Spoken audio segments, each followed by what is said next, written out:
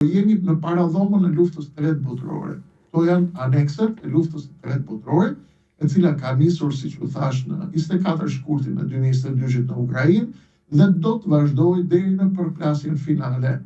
dhe shumë të fortë që do të ndërmjet Shtetet Bashkuara të Amerikës dhe Kinës, të cilat në këtë moment kanë preferuar të evitojnë përballjen e tyre direkte. Amerikanët i duan kinezët në përballje, por kinezët nuk duan në këtë moment përballje dhe janë duke e shtyr përballjen e tyre dhe në këtë moment janë duke konfiguruar interesat e tyre.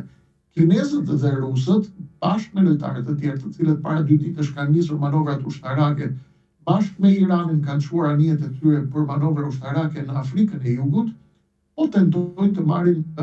në kontroll pikën e vetme tashmë të kalimit që i ka mbetur kinezëve për të dalë nga hemisfera lindore në Oqeanin Atlantik dhe për të ardhur në Europë mes dhe